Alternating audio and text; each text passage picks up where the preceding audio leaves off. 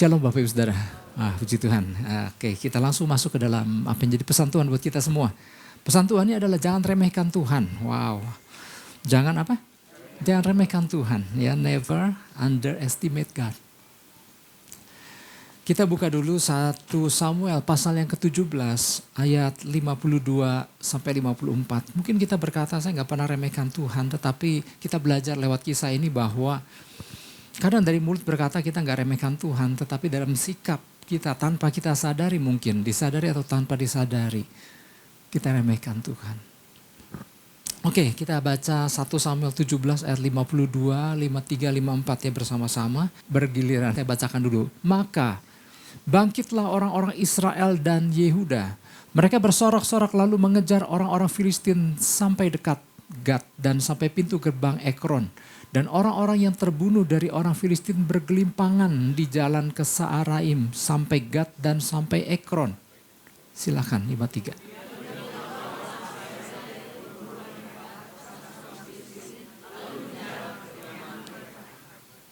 Dan Daud mengambil kepala orang Filistin yang dipancungnya itu dan membawanya ke Yerusalem.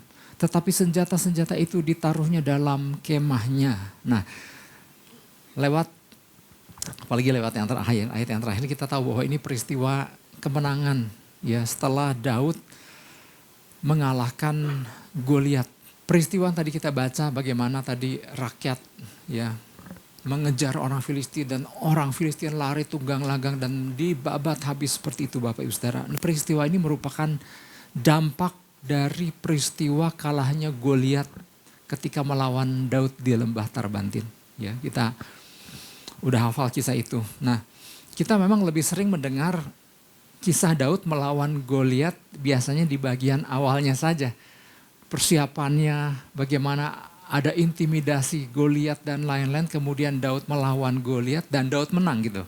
Nah, biasanya banyak kita bahas di wilayah sana, tetapi yang kita dengar di awal ini adalah kisah setelah kekalahan Goliat.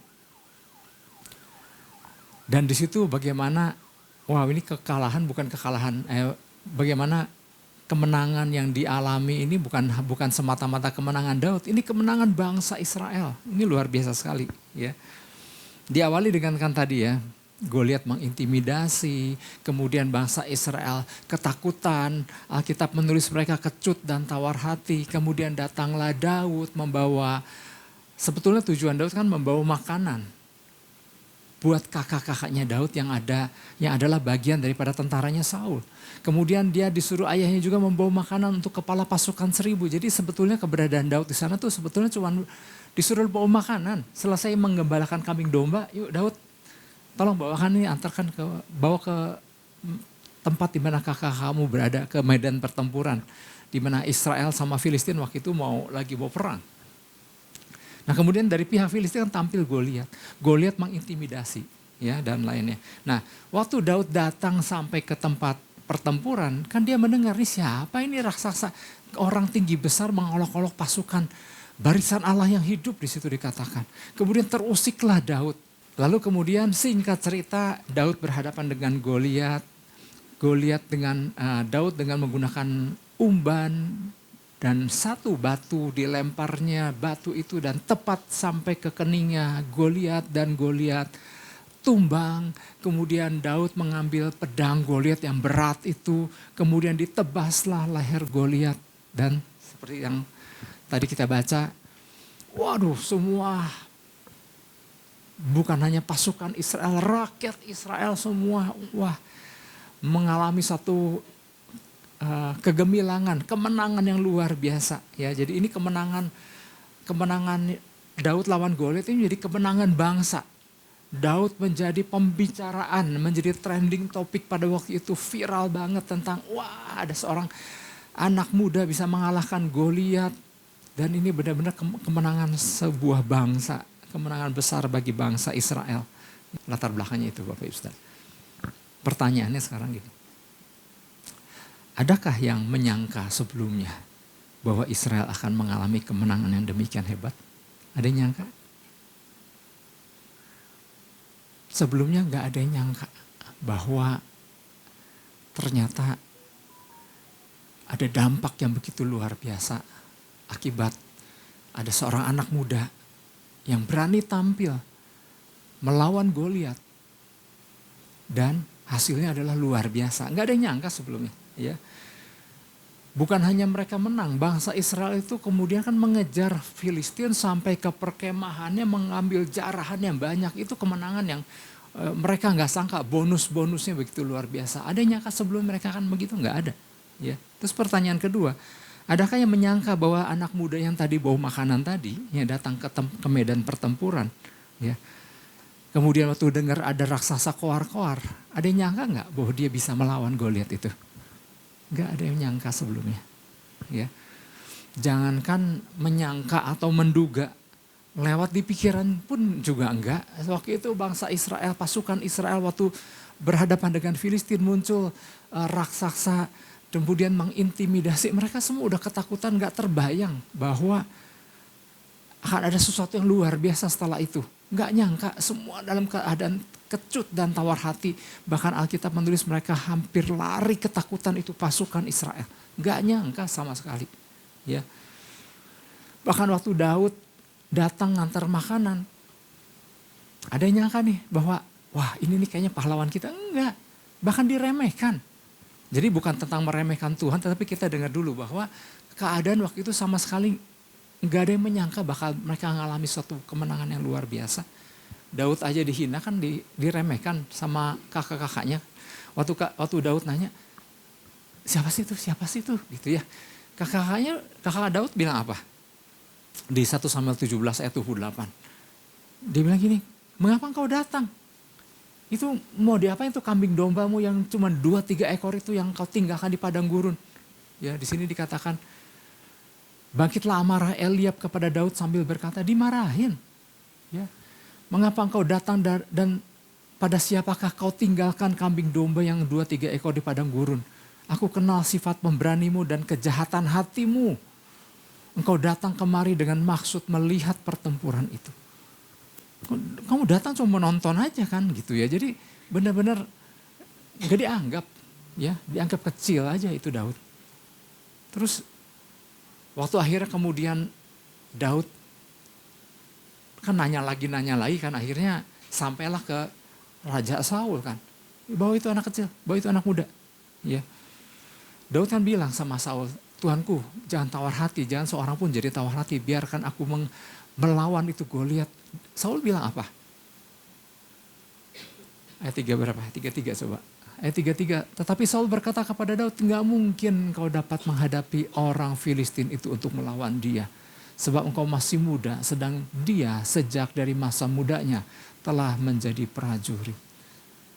Di hadapan kakak-kakaknya dia diremehkan, datang kepada Saul, dia diremehkan. Sampai akhirnya dia perlu menjelaskan ini itu sama Saul, sampai akhirnya Saul mengizinkan, ya udah lawan aja kalau gitu, kalau memang kau yakin gitu. Nah begitu berhadapan dengan Goliat, giliran Goliat, siapa ini anak? Anjing kah aku? Ingat gak ya? Di ayat 43, waktu Goliat dengan perlengkapan senjata yang lengkap, seperti prajurit, bahkan ada pembawa senjatanya, dia membawa pedang, tombak dan lembing kan. Sedangkan Daud yang satu tangan bawa umban, yang satu bawa tongkat kecil. Maka Goliat kan tersinggung benar. Orang Filistin itu berkata kepada Daud, anjingkah aku? Maka engkau mendatangi aku dengan tongkat. Tongkat yang dimaksud bukan tongkat yang besar itu, tongkat yang tipis. Nah, dalam arti bahasa asli tongkat tipis. Lalu demi para allahnya orang Filistin itu mengutuki Daud. Gak ada yang nyangka bahwa ini anak muda nanti ikut ambil peran di situ. Ya, bersama Tuhan tentunya. Jadi sebelum peristiwa kemenangan Bapak Ibu Saudara, banyak pihak yang gak menyangka bahwa hasil kemenangan Daud melawan Goliat itu akan menjadi begitu hebat. Ya. Tidak ada yang menyangka bahwa akan terjadi kemenangan apapun bentuknya. Ya. Nah jadi kalau mau disimpulkan nih Bapak Ibu Saudara, siapa yang berperan dalam kemenangan bangsa Israel yang luar biasa itu? Siapa? Tuhan. Makanya kan judulnya cocok kan. Jangan remehkan Tuhan.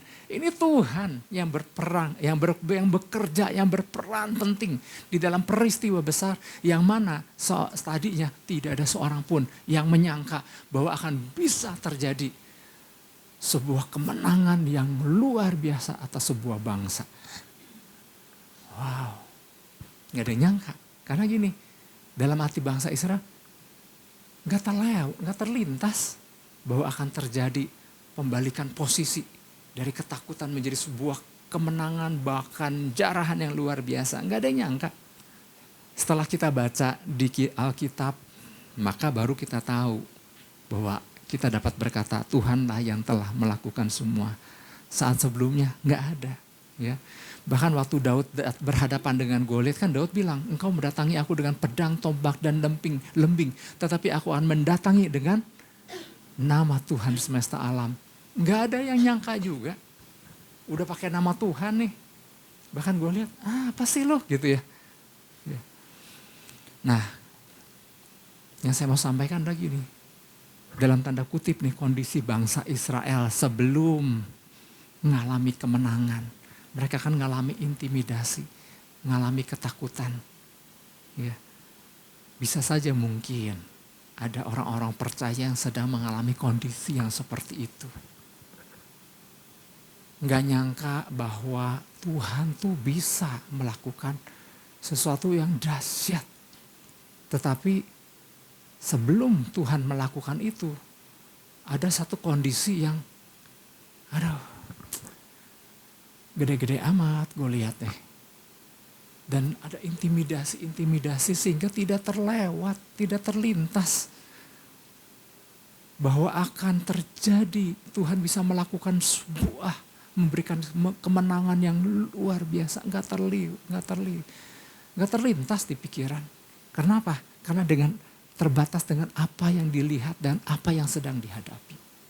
Konsentrasi kepada Goliat yang terus mengintimidasi, mengolok-olok. Ya. Saya nggak tahu. Ya, tetapi gambaran ini bisa saja sedang dihadapi oleh orang-orang percaya. Ya. Nah, ketika bangsa Israel sama seperti pasukan Israel waktu menghadapi intimidasi Goliat. Yang menjadi konsentrasi adalah kan kemudian bercermin, iya benar juga kata Goliat. Ya, sehingga reaksinya yang mungkin bisa timbul atas hal-hal yang sedang dihadapi. Sehingga salah satunya adalah bilang gini, ada yang udah gak berharap terlalu banyak. Udahlah. Rasanya apa yang aku hadapi, ya kayaknya mah sulit lah buat pulih. Ya udah jalani hari-hari aja. Jadi kayak gini apatis. Rasanya gak terlalu berharap banyak lah. Ya. Ya habis gimana, keadaan kan memang lagi begini juga. Akhirnya mencoba menenteramkan diri dengan berkata, ya memang di mana-mana aja situasi lagi begitu. Orang-orang juga banyak.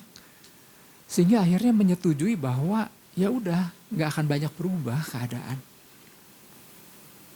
Apalagi ditambah berharap orang-orang bisa berubah di sekitar.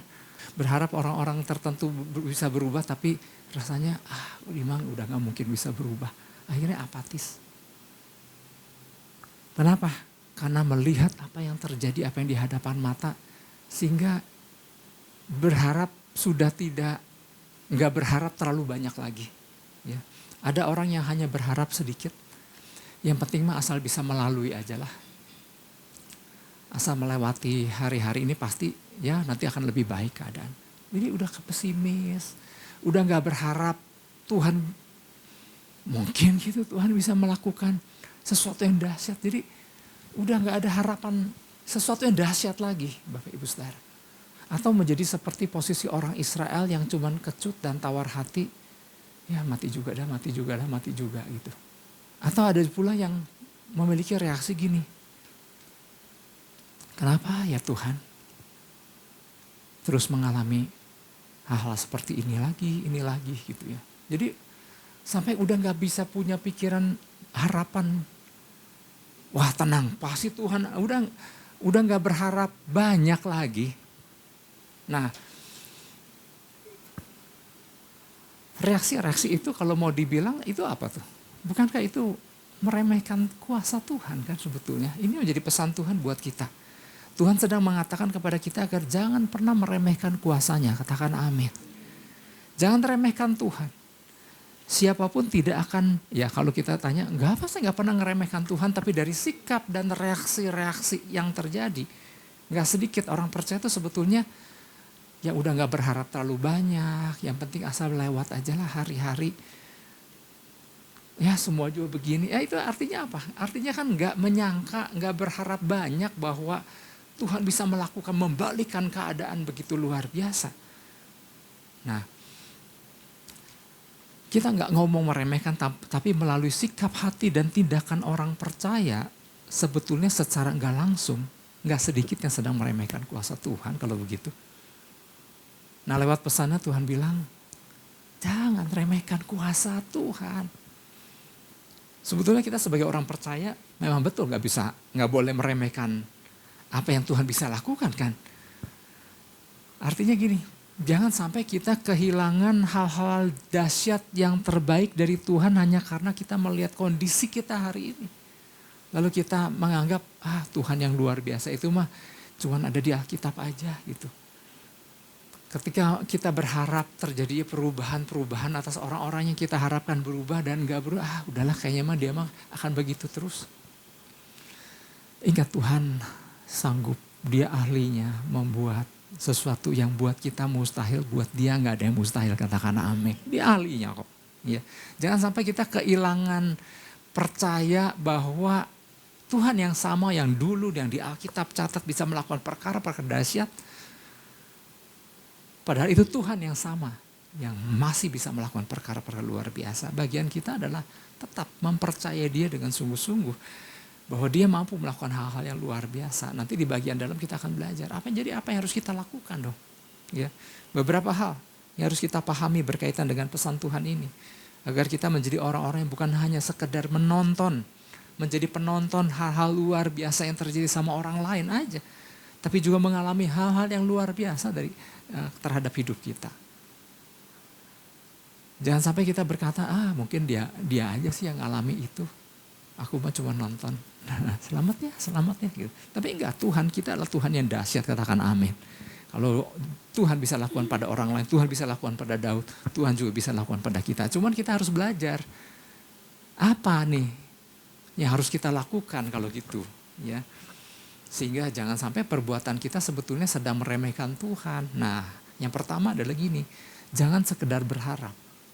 Namun biasakanlah untuk tetap percaya dan mau bergerak bersama Tuhan. Wah cukup panjang nih. Jangan sekedar berharap.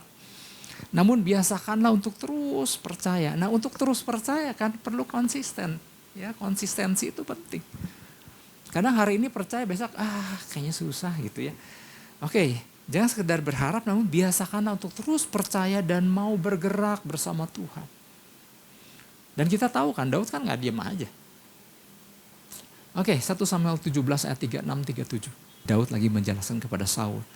Baik singa maupun beruang telah dihajar oleh hambamu ini. Dan orang Filistin yang tidak bersunat itu, ia akan sama seperti salah satu daripada binatang itu. Karena ia telah mencemooh barisan daripada Allah yang hidup. Ayat 37. Pula kata Daud, Tuhan yang telah melepaskan aku dari cakar singa dan cakar beruang. Dia juga akan melepaskan aku dari tangan orang Filistin itu. Kata Saul kepada Daud, pergilah. Tuhan menyertai engkau. Sampai Daud tuh perlu meyakinkan Saul. Jadi ketika Daud mencoba menenteramkan hati orang Israel dan berniat untuk menghadapi Goliat, kan justru dia diremehkan oleh Saul kan. Ya. Saul bilang apa kan tadi saya udah sampaikan ya. Gak mungkin engkau dapat mengalahkan orang Filistin itu sebab engkau masih muda dan engkau gak banyak pengalaman. Sedangkan Goliat, dia dari sejak muda sudah terbiasa ya. Dia udah telah menjadi prajurit. Jadi bayangkan. Orang yang satu pihak dengan Daud, pihak Israel, raja yaitu Saul bilang sama Daud, engkau gak mungkin bisa lawan dia. Dia mah udah pengalaman, kamu mah gak punya pengalaman. Dia dari muda udah jadi prajurit. Ya. Jadi alasan yang digunakan oleh Saul kepada Daud adalah soal usia dan pengalaman. Ya, Daud dianggap tidak sepengalaman Goliat. Jadi artinya kalau nggak punya pengalaman, artinya nggak mungkin menang. Ya, pasti nggak mungkin menang punya lah. Terus kemudian apakah Daud jadi tersinggung? Oh enggak, ya. Daud menjawab lagi dengan memberikan penekanan pada bagian yang diragukan Saul, yaitu tentang pengalaman. Dalam hati Daud, siapa bilang aku nggak punya pengalaman? Ya, makanya di ayat 34, Daud menekankan bagian pengalaman. Memang boleh aja Goliat sudah jadi prajurit sejak masih masa muda. Tapi dia bilang, tapi Daud berkata kepada Saul, hambamu ini apa? Biasa menggembalakan kambing domba ayahnya. Apabila datang singa atau beruang yang menerkam seekor domba dari kawanannya, ayat selanjutnya, maka aku mengejarnya, menghajarnya, dan melepaskan domba itu dari mulutnya. Kemudian apabila ia berdiri menyerang aku, maka aku menangkap janggutnya, lalu menghajarnya dan membunuhnya. Kaget gak tuh Saul dijelaskan seperti itu sama Daud? Ya, aku mah biasa menggembalakan kambing domba. Dan yang namanya menggembalakan kambing domba sampai pergi jauh ke padang rumput itu menjadi incaran binatang buas tuh udah biasa. Dan hambamu ini udah biasa menghadapinya. Dan waktu ada seekor singa atau beruang itu ambil salah satu domba, aku kejar, aku tangkap janggutnya, aku bunuh dia. Seolah-olah Daud seperti anak super kan? Enggak, Daud tetap orang biasa. Tapi Daud lagi menceritakan bahwa ada kuasa yang bekerja melalui aku untuk melepaskan domba-domba yang diambil sama si binatang buas itu. Jadi artinya Daud lagi menjelaskan hari-hari penggembalaannya yang disertai dengan banyak ancaman dari binatang buas. Itulah sebabnya dia menggantungkan harapannya kepada Tuhan. Ia membangun keterhubungan sama Tuhan. Sehingga di dalam banyak keadaan waktu ada ancaman binatang buas, Daud mengandalkan Tuhan. Dan membiarkan kuasa Tuhan bekerja. Dan Tuhan banyak mengajarkan strategi kepada dia. Jadi waktu Saul meragukan pengalamannya, Daud bilang, aku sudah biasa. Waktu binatang buas mengancam, itu udah biasa. Waktu aku menghadapinya, itu udah biasa. Tuhan yang biasa mengajarkan aku strategi. Daud menjelaskan, sudah biasa yang kayak gitu. Ya, menggembalakan kambing domba punya ayahnya. Dan Daud bilang, ayat 37, semuanya itu Tuhan yang ajar aku. Tuhan yang lepaskan semuanya itu. Pula kata Daud, Tuhan yang telah melepaskan aku dari cakar singa dan cakar beruang. Siapa yang melepaskannya? Kata Daud, Tuhan. Dia juga akan melepaskan. Nah, sehingga Daud punya keyakinan hal yang sama. Gak beda jauh itu Goliat sama singa dan beruang. Tuhan yang sama. Yang akan melepaskan juga aku dari tangan orang Filistin itu. Makanya Saul kan dijelaskan begitu sampai Saul bilang, oh oke, kalau gitu pergilah, Tuhan menyertai engkau. Jadi ternyata gini, gak sekonyong-konyong Tuhan melakukan hal yang dahsyat. Kalau gak disertai ada satu pihak yang bernama Daud. Yang begitu percaya dan begitu terbiasa membangun hubungan sehingga membiarkan Tuhan yang mengajari strategi kepada dia. Udah biasa. Katakan udah biasa. Udah biasa. Hal yang sama. Tuhan mau kita menjadi biasa dengan Tuhan. Dengan datang kepadanya dan datang minta diajarkan. Apa tuntunanmu Tuhan? Apa yang harus aku lakukan Tuhan? Dan biarlah itu menjadi hal yang biasa yang kita lakukan bersama dengan Tuhan. Jadi Daud begitu percaya pada pribadi Tuhan yang biasa ia libatkan di dalam berbagai situasi. Tuhan yang terbukti luar biasa adalah Tuhan yang sama yang tolong dia waktu berhadapan dengan Goliat. Ya. Kenapa Daud begitu percaya? Karena Daud begitu kenal dengan Tuhan. Maka dia bilang, Tuhan yang lepaskan aku dari cakar singa cakar burung adalah Tuhan yang sama juga. Bentar nih aku hadapi itu Goliat. Sama Tuhan aku juga. Jadi buat Daud udah gak canggung berjalan bersama Tuhan itu. Melibatkan Tuhan buat Daud udah biasa. Kadang-kadang orang percaya, kadang manusia ya, termasuk orang percaya mungkin. Kalau bagiannya ini mah gampang punyalah. Ini mah udah gak usah pakai Tuhan, ini mah gampang gitu. Buat Daud enggak. Apapun, Tuhan gimana? Kita udah pernah dengar, sering dengar penjelasannya. Dalam apapun. Waktu dia berhasil menghadapi, waktu di kisah lain. Waktu dia berhasil berhadapan dengan Filistin. Dan dia tanya Tuhan. Tuhan gimana kan? Tuhan ajarkan, lakukan ini. Menang. Gak lama kemudian datanglah orang Filistin lagi. Di dalam kesempatan yang gak jauh berbeda waktunya. Daud gak bilang gini. Alah yang kayak begini mah kemarin aja dia mati. Wah, udah kita hajar. Enggak. Tuhan, apa kali ini yang Tuhan mau ajarkan waktu aku berhadapan dengan Filistin kali ini. Dan Tuhan ajarkan hal yang berbeda. Karena masing-masing keadaan, masing-masing berbeda strategi. Dan buat Daud, itu biasa. Udah hal biasa buat Daud. Alkitab pernah mencatat di zaman Yesus, di perjanjian baru. Ada tempat, ada satu wilayah, ini sebetulnya bukan karena wilayahnya, tetapi ada satu yang dijelaskan di Alkitab bahwa di situ Yesus yang kita tahu banyak melakukan perkara dahsyat, tapi di waktu dia masuk di wilayah itu, Alkitab yang mencatat, gak ada satu mujizat pun yang bisa Yesus lakukan. Apa karena wilayahnya ya? Maka Yesus gak bisa. Jadi Yesus terbatas dengan wilayah tertentu. Apakah betul gitu? Enggak. Kenapa penyebabnya? Orang-orang di sana banyak yang meremehkan Yesus. Markus 6 ayat 5. Di situ dikatakan, ia atau Yesus tidak dapat mengadakan satu mujizat pun di sana. Kecuali menyembuhkan beberapa orang sakit dengan meletakkan tangannya atas mereka.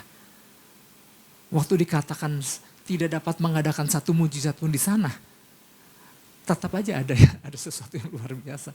Kecuali menyembuhkan berapa orang sakit, tapi buat Yesus sebetulnya gak banyak yang bisa dilakukan di sana. Gak ada, bahkan di catatan gak ada satu mujizat pun. Jadi hal sembuh gitu mah ya, itu mah hal biasa. Tapi ada kesimpulan tidak dapat melakukan satu mujizat pun. Penyebabnya adalah kenapa? Ayat 3, kita lihat ayat 3. Banyak orang yang meremehkan Yesus. Bukankah ia ini tukang kayu, anak Maria, saudara Yakobus, Yoses, Yudas, dan Simon? Siapa Yakobus, Yoses, Yudas, dan Simon? Anak jasmaninya, Maria sama Yusuf.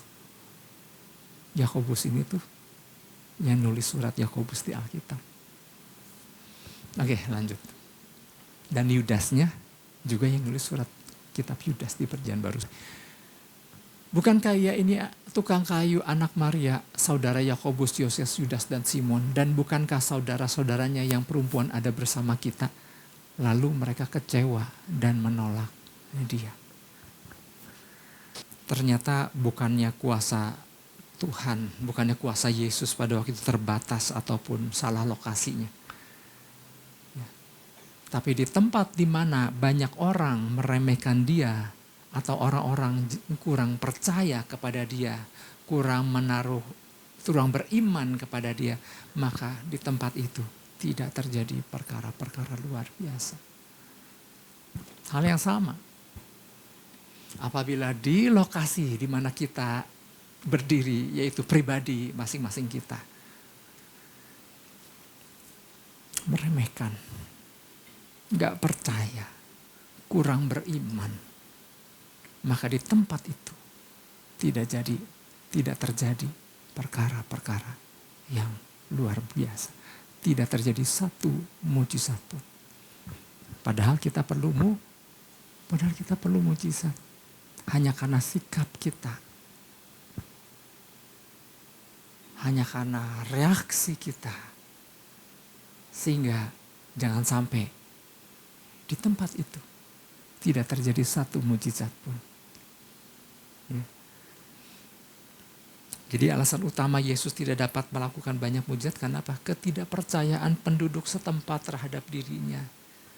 Ini mah cuma anak Maria. Ya, anak tukang kayu ini mah.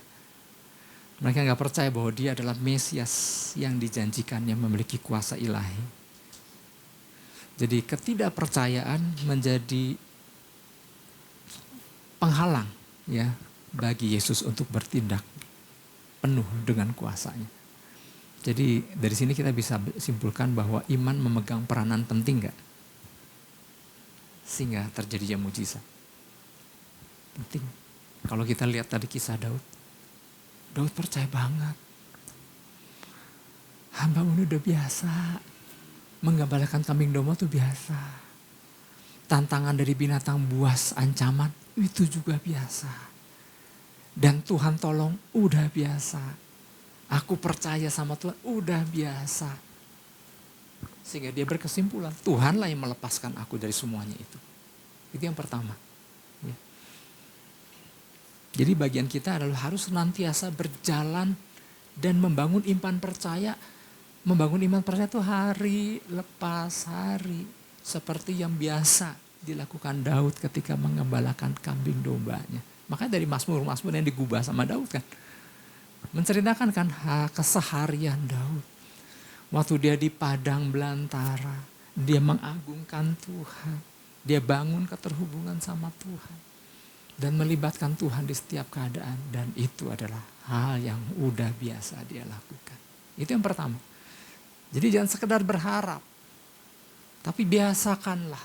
Nah baru kita ngerti judul dan namun biasakanlah untuk terus percaya dan mau bergerak bersama Tuhan. Jadi untuk percaya itu harus dibangun hari lepas hari. Gimana orang gak kecewa sama Tuhan kan? Gak pernah membangun diri kemudian berharap Tuhan melakukan hal yang dahsyat. Oke, itu yang pertama. Yang kedua, jangan tidak sepakat dengan tuntunan dan hukum-hukumnya Tuhan. Jangan tidak sepakat dengan tuntunan dan hukum-hukumnya Tuhan. 1 Samuel 17 ayat 45. Ayat yang terkenal yang sering kita baca. Tetapi Daud berkata kepada orang Filistin itu, engkau mendatangi aku dengan pedang dan tombak dan lembing. Tetapi aku mendatangi engkau dengan nama Tuhan semesta alam. Allah segala barisan Israel yang kau tantang itu. Apa yang menarik dari perkataan Daud ini Bapak Ibu Saudara? Apakah perkataan ini membuat Daud menjadi gemetar? Aduh, takut tuh dia datang pakai nama Tuhan. Aduh, aku jadi takut. Apakah Goliat bereaksi seperti itu? Enggak. Takutkah Goliat? Enggak. Tetapi kenapa kemenangan terjadi dari pihak Daud? Ternyata kan gini Bapak Ibu Saudara. Ternyata perkataan aku mendatangi kau dengan nama Tuhan semesta alam. Saya pernah jelaskan sini ya. Bukan sekedar perkataan biasa. Jadi kalau kita ngerti nih maknanya. Aku mendatangi engkau dengan nama Tuhan semesta alam. Ternyata ini sebuah perkataan deklarasi yang kuat. Orang bisa aja kan mengutip perkataan ini. Boleh aja masalah datang tapi aku mendatangi engkau dengan nama Tuhan semesta alam. Orang bisa dengan mudah menggunakan nama Tuhan. Tetapi bagi Daud itu bukan sekedar dia pakai nama Tuhan semesta alam, Allah barisan Israel yang kau tantang itu. Tapi ternyata ini perkataan yang punya makna dalam. Dalam arti kata lain Daud lagi berkata, aku mendatangi engkau bersama dengan Tuhan yang aku gantungkan hidupku hari lepas hari kepadanya dan yang hukum-hukumnya aku taati dan aku tunduk sama hukum-hukumnya. Itu perkataan dalam. Daud bukan sekedar nyatut nama Tuhan. Tapi dia memang sudah menghidupinya. Dia punya hubungan. Dan dia punya penundukan kepada hukum-hukumnya Tuhan. Dan dia datang dengan modal itu.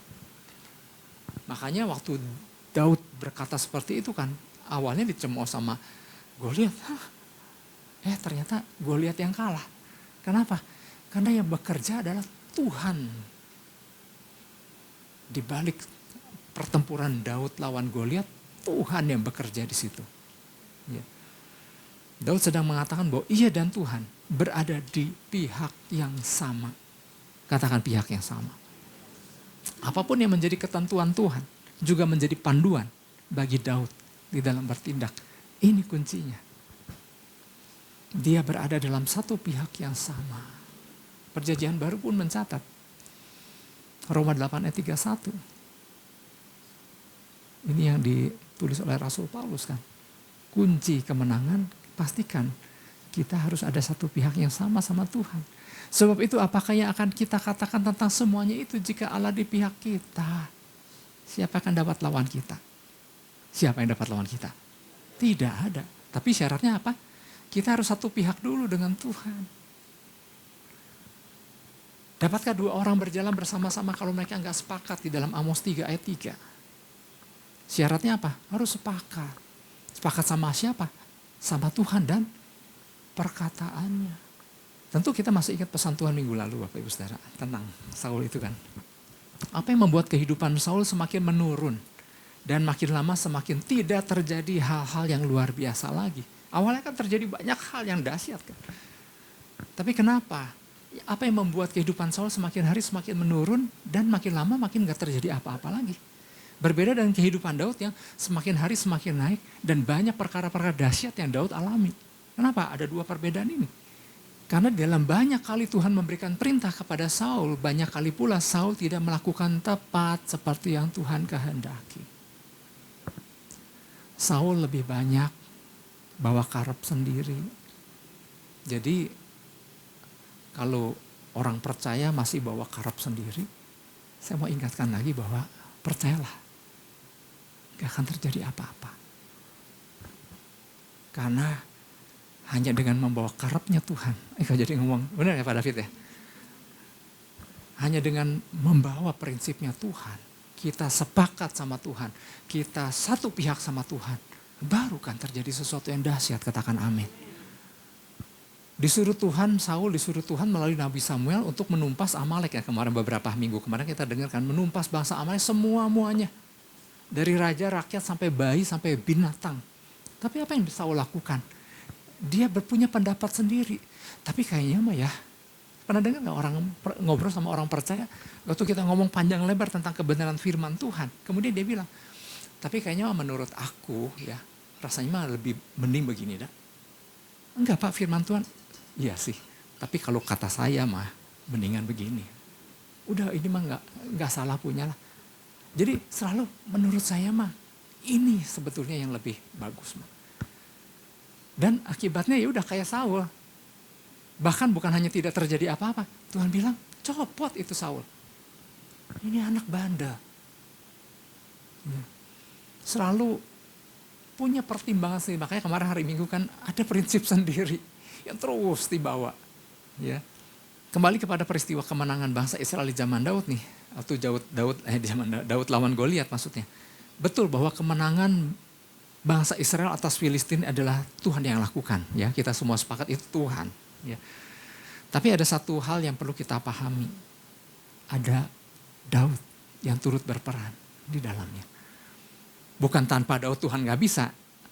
Tapi waktu Tuhan mau melakukan perkara yang dahsyat.